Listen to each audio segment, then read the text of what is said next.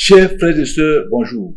Merci d'être avec nous à cet autre épisode de notre série « Le chômage n'est pas chrétien ». Aujourd'hui, nous parlons des courages de l'entrepreneur.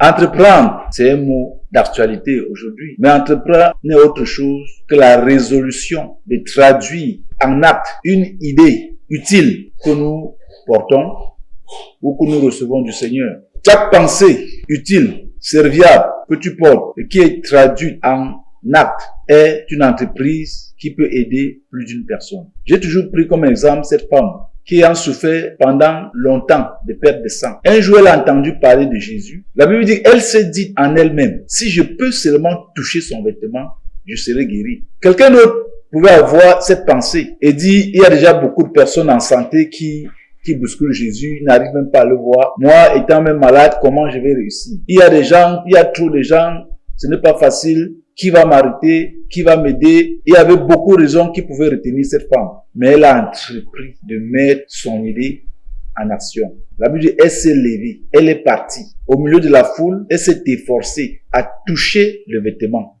Ce qui m'intéresse ici, c'est son objectif. Elle a mis un objectif atteignable. Elle n'a pas dit, je m'en vais parler à Jésus. Elle n'a pas dit, je m'en vais toucher son corps. Non.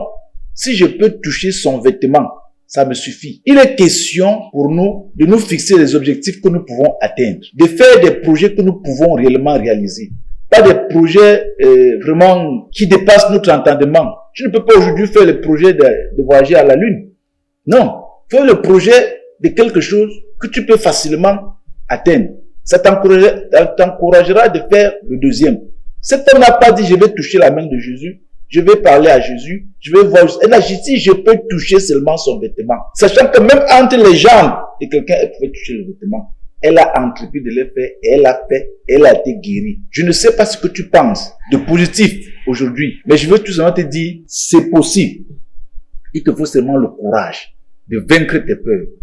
Avoir le courage de commencer, avoir le courage de recommencer. Si le premier essai n'a pas donné, n'arrête pas, recommence autant de fois que possible, jusqu'à ce que tu atteignes ton but. Avoir le courage de patienter. L'un des ennemis de ceux qui entreprennent, c'est la patience. Nous pensons qu'on devient riche en un jour. Tu peux pas être Dangote en un an, même en 5 ans. Lui, ça lui a pris peut-être 30 ans pour qu'on entende parler de lui dans le monde entier. Mais toi, tu peux pas te lever dans 10 ans. Non. Même si on te donne 9 femmes, tu peux pas faire un enfant en un mois. Tu vas patienter 9 mois. Donc, apprenons à patienter pour voir nos projets se réaliser, prendre le coup. Donc, une femme m'a dit un jour, on m'a vu vendre le porc avec succès. Et mon voisin qui vendait le shawarma a décidé de vendre désormais le porc brisé. Quand il est venu, il a changé de produit. Il a laissé le shawarma et dressé un endroit pour vendre le porc brisé. 2 semaines après, il a abandonné. Je lui ai dit, monsieur, comme tu me vois vendre le porc avec succès aujourd'hui, ça m'a pris 20 ans pour avoir ce rythme-ci. La patience, le courage de patience. Nous pouvons nous résumer en disant, l'entrepreneur a besoin de courage, de beaucoup de courage. Le courage de commencer, le courage d'échouer, le courage de recommencer, le courage de patienter, le courage d'écouter même les critiques, le courage d'aller contre les vents. Merci de nous avoir écoutés encore aujourd'hui. En attendant le prochain épisode, portons-nous bien, que l'Éternel soit notre force.